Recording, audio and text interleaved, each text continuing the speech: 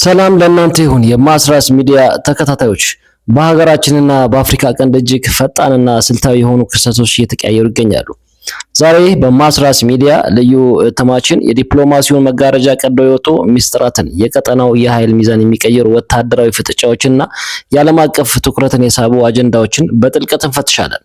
ከሽራሮ የድሮን ጥቃት እስከ አዲስ አበባ የከሰመው የኢትዮ ሱዳን ዲፕሎማሲያዊ ፍጥጫ፣ ከምስራቅ አርሲው አሰቃቂ የንጹሃን ጭፍጨፋ እስከ ጠቅላይ ሚኒስትሩ የፓርላማ ይፋዊ ወቀሳ፣ እንደዚሁም የቢሊዮነሩ የኤለን መስክ ያልተጠበቀ አስተያየት የስታርሊንክ ውዝግብ ምን እንድምታ አላቸው የሚለውን አብረን እናያለን። እስከ መጨረሻው አብራችሁን ቆዩ። መጀመሪያ ግን አዲስ ስለሆናችሁ ለዚህ ቻናል ሰብስክራይብ በማድረግ ቤተሰብ ሁኑ። እንደዚሁም ደግሞ ምንጭናቸው አዳዲስ ቪዲዮዎች ቶሎ እንዲደርሳችሁ ወይም እንዲያሳውቃችሁ የደውል ምልክቷን ኖቲፊኬሽን በተኗን በመጫን ቤተሰብ መሆናችሁን አረጋግጡ።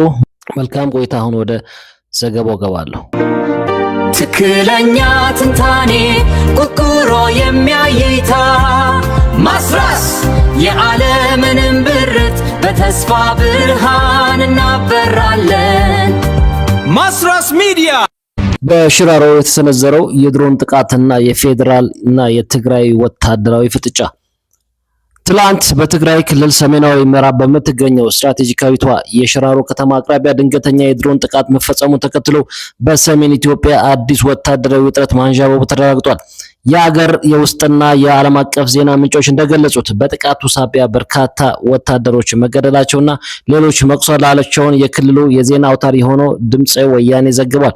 ድምፀ ወያኔ በጥቃቱ ዙሪያ ባወጣው አስቸኳይ መግለጫ ገዢው የብልጽግና ፓርቲ የፕሪቶሪያውን የሰላም ስምምነት በግልጽ ጥሷል ሲል ቀጥተኛ ወቀሳ ሰንዝሯል። በአንጻሩ የአካባቢው ነዋሪዎች ለታዋቂው አዲስ ስታንዳርድ ጋዜጣ እንዳረጋገጡት በጥቃቱ ወቅት ከፍተኛ የፍንዳታ ድምፅ የተሰማ ሲሆን ይህ ክስተት ባለፉት ወራት በአካባቢው ሲፈጸም የነበሩ ተመሳሳይ የአየር ላይ ጥቃቶችን ማሳያ መሆኑን ጠቁሟል። ይህ የሽራሮ የድሮን ጥቃት በአፍሪካ ቀንድና በኢትዮጵያ ጂኦፖለቲካ ላይ አደገኛ እንድምታ አለው። የፌዴራል መንግስቱ በትግራይ ክልል ውስጥ የሚንቀሳቀሱ የተወሰኑ የቲፒኤልኤፍ ታጣቂዎች የፕሪቶሪያውን ስምምነት ወደ ጎን በመተው ራሳቸውን በድጋሚ እያደራጁ መሆኑንና ከውጭ ኃይሎች ጋር ስውር ትስስር ለመፍጠር መሞከራቸውን እንደ ስጋት ይቆጥሯል። ይህ በሽራሮ የተከሰተው ወታደራዊ ግጭት በትግራይ ጊዜያዊ አስተዳደርና በቲፒኤልኤፍ ውስጥ አመራሮች መካከል ያለው ከፍተኛ የፖለቲካ መከፋፈል ጋር የሚገጣጠም በመሆኑ ቀጠናውን ወደ አዲስ የእርስ በርስ ጦርነት ሊከተው እንደሚችል የጂኦፖለቲካ ተንታኞች ያስጠነቅቃሉ።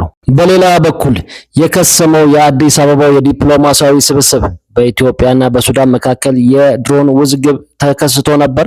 እሱን ለመቅረፍ የዲፕሎማሲ ስብሰባ አዲስ አበባ ውስጥ ለማድረግ ተሞክሮ ነበር። እሱ ግን ሳይሳካ ቀርቷል። በኢትዮጵያና በሱዳን መካከል የተከሰተውን ከባድ ወታደራዊ ውጥረት ለማርገብና የታገዱ ዲፕሎማሲያዊ መስመሮችን በድጋሚ ለመክፈት በአዲስ አበባ የተደረገው አስቸኳይ ስብሰባ ያለምንም ስምምነት መፍረሱ በቀጠናው ሌላው አሳሳቢ ክስተት ሆኖ ተመዝግቧል። ይህ የዲፕሎማሲያዊ ውይይት ሙከራ የተጠራው የሱዳን ጦር ኃይል ወይም ሳፍ የሚባለውና የኢትዮጵያ መንግስት የተባበሩት አረብ ኤሚሬቶች ያቀረበቻቸውን ዘመናዊ ድሮኖች በባህር ዳር አየር ማረፊያ በኩል በማስነሳት በካርቱም ዓለም አቀፍ አየር ማረፊያና በተለያዩ ስትራቴጂካዊ የጦር ይዞታዎች ላይ ጥቃት እንዲሰነዘር ፈቅዷል ሲል በይፋ ከከሰሰ በኋላ ነበር። የሱዳን ወታደራዊ ልዑካን ቡድን በአየር መከላከያ ስርዓታቸው የተመቻቸውን አንድ ድሮን የቴክኒክ መረጃዎችንና የተመረተችበትን መለያ ቁጥር ወይም ሲሪያል ነምበር በመጥቀስ ጥቃቱ በቀጥታ ከኢትዮጵያ መሬት የተነሳ መሆኑን የሚያረጋግጥ ይፋዊ ሰነድ ለአዲስ አበባ ዲፕሎማቶች ለማቅረብ ቢሞክርም በሁለቱ ወገኖች መካከል የነበረው ጥልቅ አለመተማመን ውይይቱን ያለምንም የጋራ ስምምነት ወይም የጋራ መግለጫ ባጭሩ እንዲቀጭ አድርጎታል። የሱዳን መንግስት አምባሳደሯን ከአዲስ አበባ በአስቸኳይ መጥራቷን ተከትሎ የተደረገውን ይህ የዲፕሎማሲ ሙከራ መክሸፉ ሁለቱም ጎረቤት ሀገራት ወደ ከፋና ግልጽ ወደሆነ ወታደራዊ ፍጥጫ ሊመራቸው እንደሚችል የደህንነት ተቋማት ስጋታቸውን እየገለጹ ይገኛሉ። የኢትዮጵያ የውጭ ጉዳይ ሚኒስትር በበኩሉ የሱዳን ወታደራዊ አስተዳደር ያቀረበው የድሮን ጥቃት ክስ መሰረተ ቢስና ፍጹም ውሸት ሲል በጥብቅ ውድቅ ማድረጉ ለስብሰባው መፍረስ ዋነኛ ምክንያት ሆኖ ተጠቃሽ ነው። አዲስ አበባ በሰጠችው ይፋዊ ምላሽ የሱዳን ጦር በኢትዮጵያ ላይ የሚሰነዝረው ውንጀላ የሀገሪቱን የውስጥ ጦርነት ውድቀት ለመሸፈንና የካይሮ ስውር የጂኦፖለቲካ ፍላጎት ለማስፈጸም ከሚፈልጉ የውጭ ኃይሎች የተሰጠ መመሪያ ነው ስትል አጥብቃ ተከራክራለች። በተጨማሪም የፌዴራል መንግስቱ የሱዳን ጦር በምዕራብ ኢትዮጵያ ድንበር በኩል ህዝባዊ ወያኔ ሓርነት ትግራይ ወይም ህወሓት ታጣቂዎችና ለሌሎች ጸረ ኢትዮጵያ ኃይሎች መሳሪያና የገንዘብ ድጋፍ በማድረግ የሀገሪቱን ሉዓላዊነት ደጋግሞ ጥሷል የሚል ጠንካራ የመልስ ክስ በስብሰባው ላይ አቅርቧል። ላይ የታየው የክስና የምላሽ ፍጥጫ የአፍሪካ ቀንድ ሀገራት በሱዳን የእርስ በርስ ጦርነት ሳቢያ በቀጥታም በተዘዋዋሪ ወደ ስር የሰደደ የፕሮክሲ ወይም ተተኪ ጦርነት እየገቡ መሆናቸውን የሚያሳዩና የዲፕሎማሲ መፍትሄዎች በአሁኑ ወቅት ሙሉ በሙሉ መዘጋታቸውን ያረጋግጣል ብለዋል።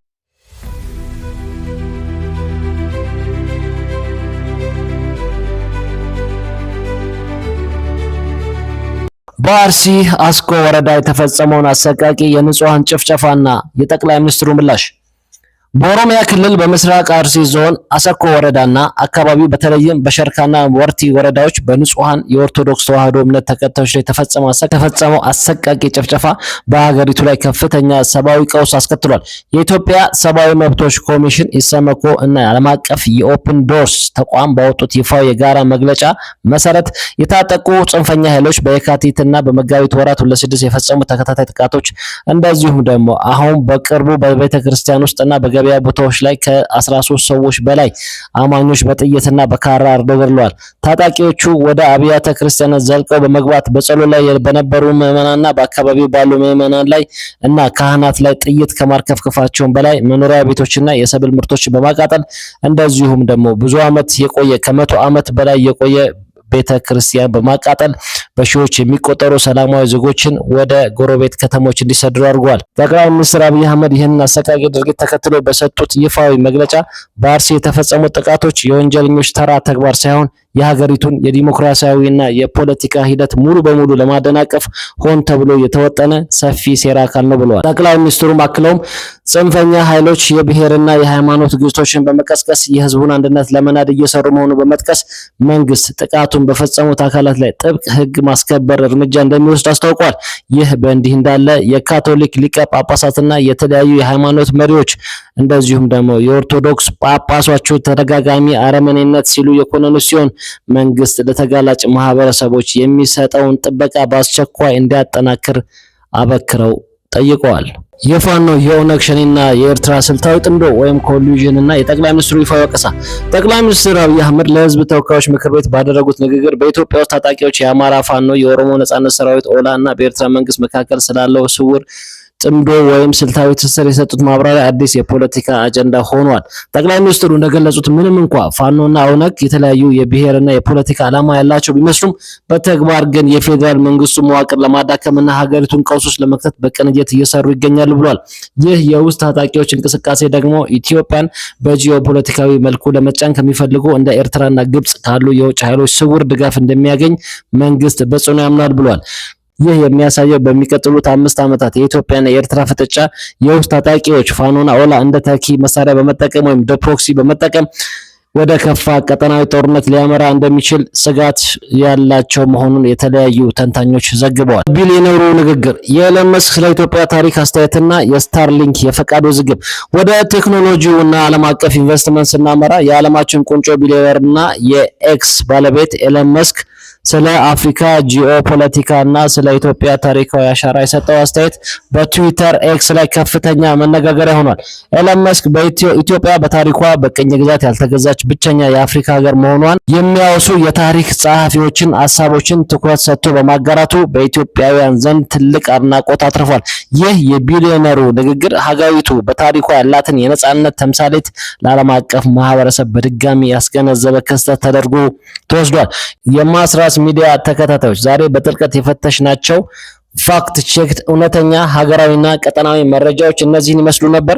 በሽራሮ የተከሰተው አዲሱ የድሮን ጥቃት፣ በአዲስ አበባ ስብሰባ የተገለጠው የኢትዮ ሱዳን ወታደራዊ ፍጥጫ፣ በአርሲ የተፈጸመው አሰቃቂ የንጹሃን ጭፍጨፋና ጠቅላይ ሚኒስትር አብይ አህመድ ስለ ኤርትራና ስለ ታጣቂዎች ጥምረት የሰጡት ይፋዊ መግለጫ ኢትዮጵያ ያለችበትን አስቸጋሪ የጂኦፖለቲካ ማዕበል በግልጽ ያሳያል። የበለጠ መረጃ ለማግኘትና የተለያዩ ሀሳቦችን ለማንሸራሸር ተጨማሪ መረጃዎችን ለማግኘት ይህንን የዩቲዩብ ቻናል ሰብስክራይብ እንደዚሁም ደግሞ አዳዲስ ልጥፎች ስንለጥፍ ቶሎ እንዲደርሳችሁ የኖቲፊኬሽን የደወል ምልክቷን በመጫን ቤተሰብ ሁኑ። ቪዲዮ ከተመቻችሁ ላይክ እንደዚሁም ደግሞ ሼር በማድረግ ቤተሰብ ሁኑ።